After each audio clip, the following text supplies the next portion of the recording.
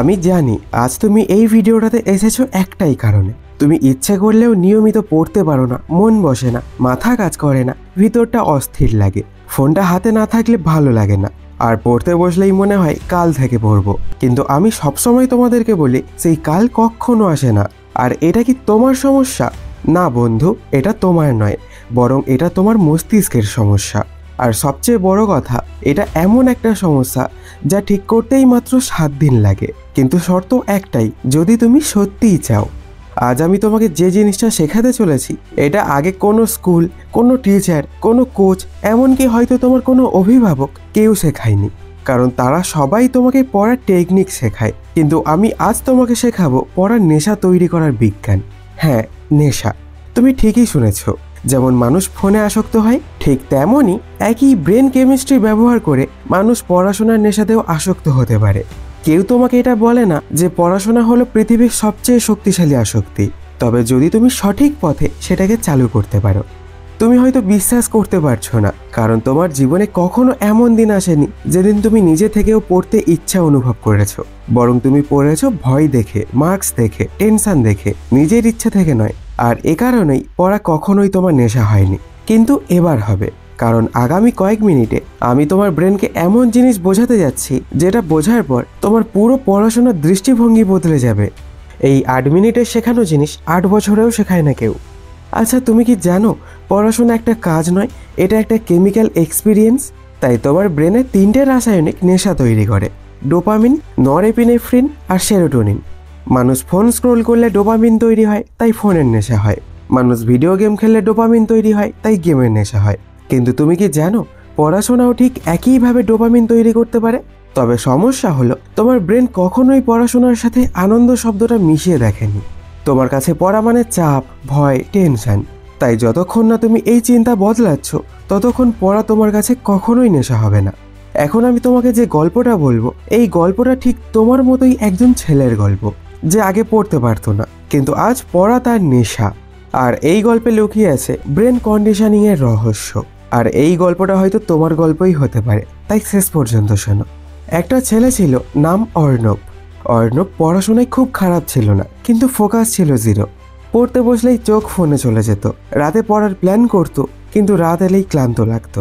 বই খুলতো, কিন্তু মন খুলতো না। তার কাছে পড়া মানে টর্চার। একদিন তার দাদা তাকে একটা কথা বলল, আর সে কথাগুলো খুব মন দিয়ে শুনল। তোর জীবনে 2টো রাস্তা আছে, একটা হলো হার্ড চয়েস ইজি লাইফ, আর একটা হলো ইজি চয়েস হার্ড লাইফ। এই কথাটা শুনে অর্ণব বুঝলো সে এতদিন ইজি চয়েসই নিচ্ছিল। ফোন দেখা ইজি, সোশ্যাল মিডিয়া স্ক্রল করা ইজি, ঘুমানো ইজি, আর পড়া ছিল হার্ড। তাই সে হার্ড চয়েস এড়িয়ে যেত। কিন্তু জীবনে হার্ড চয়েস না নিলে কোনো কিছুই ভালো হয় না। তাই অর্ণব সিদ্ধান্ত নিল সে 7 দিনের জন্য নিজের ব্রেনকে রিপ্রোগ্রাম করবে। যাই হয়ে যাক না কেন, একবার চেষ্টা করবে। এখন তুমি হয়তো বলবে, মাত্র 7 দিনে কি সত্যিই জীবনে পড়ার নেশা তৈরি হয়? হয় বন্ধু, কিন্তু শর্ত একটাই। আমি এখন থেকে যা যা বলছি একটা লাইনও স্কিপ করতে পারবে না। শোনো, একজন মানুষকে আসক্ত করতে 3টে ধাপ লাগে: শখ, অভ্যাস, পরিচয়, মানে আইডেন্টিটি। এই 3টি ধাপ যদি তুমি ফলো করো, তাহলে 7 দিনেই পড়াশোনা তোমার নেশা হয়ে যাবে। এখন আমি এগুলো তোমাকে এমনভাবে বোঝাবো যাতে মনে হবে তুমি গল্প শুনছো, কিন্তু বাস্তবে তুমি নিজের জীবনের ভবিষ্যৎ বদলাচ্ছ। এখন আমরা আসি প্রথম ধাপে, শখ। তোমার মস্তিষ্ক কখনো কাজ পরিবর্তন করে না যতক্ষণ না সে শখ পায়। তুমি যখন পড়তে বসো এবং 5 মিনিট পরে ফোন হাতে নাও, তখন এটা ব্রেনের বিল্ট ইন হ্যাবিট লুপ। তোমার ব্রেনের কাছে ডোপামিন শব্দটা মানে হলো ফোন, তাই ব্রেন বারবার তোমাকে ফোনের দিকে ঠেলে দেয়। তুমি যখন 7 দিনের জন্য এই লুপ ভাঙবে, তোমার মস্তিষ্ক নতুন লুপ তৈরি করার জন্য বাধ্য হবে। এইটাই শখ। এখন শোনো, অর্ণব প্রথম দিনে কি করেছিল। সে নিজের ফোনটাকে তার ঘরের বাইরে রেখে এসেছিল 1 ঘন্টা। না পড়তে বসার জন্য, না বইয়ের প্রেমে পড়ার জন্য, শুধু নিজের মস্তিষ্ককে বলতে আজ থেকে নতুন রুটিন চলছে। প্রথম দিন সে পড়াও করেনি, সে শুধু ব্রেনকে ডিটক্স করেছিল। নিজেকে বোঝাচ্ছিল, ফোন ছাড়া আমি মরবো না, ফোন না থাকলে আমার কোনো যায় আসে না।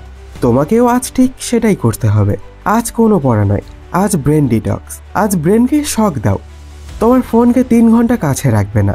এই 3 ঘন্টা ব্রেনকে বুঝতে হবে আজ একটা পরিবর্তন শুরু হয়েছে। দ্বিতীয় দিনে অর্ণব নিজের পড়ার জায়গাটা সাজালো।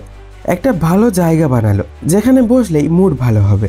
তুমি হয়তো ভাবছো এতে কি হয়। অনেক কিছুই হয় বন্ধু। তোমার চোখ যা বেশি দেখে তোমার মস্তিষ্ক সেটাই বেশি বিশ্বাস করে। যদি তোমার সামনে বইগুলো ছড়ানো থাকে তাহলে মস্তিষ্ক টেনশন অনুভব করে, কিন্তু যদি সব পরিষ্কার থাকে তখন মস্তিষ্ক মনে পড়ে এটা একটা সেফ স্পেস, এখানে বসলে মনে একটা শান্তি আসে। এমন পরিবেশ পড়ার নেশা তৈরি করে। তৃতীয় দিনে অর্ণব পড়তে বসলো মাত্র 20 মিনিট, কিন্তু মজার ব্যাপার হলো সে কোনো কঠিন চ্যাপ্টার পড়েনি। সে শুধু সেই অংশ পড়েছে যেটা সে একটু হলেও বুঝতে পারে। কিন্তু কেন জানো? কারণ আজকে পড়ার উদ্দেশ্য ছিল পড়া সুন্দরভাবে মনে করা। এখানে একটা জিনিস বলি, তুমি যতক্ষণ পড়াকে কষ্টের কাজ মনে করবে কখনোই তোমার মধ্যে স্টাডির নেশা তৈরি হবে না। তুমি যদি 20 মিনিটও এমনভাবে পড়ো যাতে তোমার মন ভালো লাগে, তাহলে তোমার মস্তিষ্ক মনে করবে আরে এটা তো মন্দ নয়। সেখান থেকেই নেশা তৈরি হয়। চতুর্থ দিন ছিল পুরোটাই ব্রেন রিওয়ার্ড লুপ। তুমি যখন একটা কাজ শেষ করে নিজেকে রিওয়ার্ড দাও তখন তোমার ওই কাজটাকেই আবার করতে ইচ্ছে করবে। এটা নিউরো সায়েন্স। তাই অর্ণব পড়েছে 30 মিনিট, তারপর নিজের পছন্দের কাজ করেছে, একটি চকলেট খেয়েছে। খুব আনন্দ ব্রেনের কাছে সবচেয়ে বড় রিওয়ার্ড। এটাই পড়ার নেশার ভিত্তি।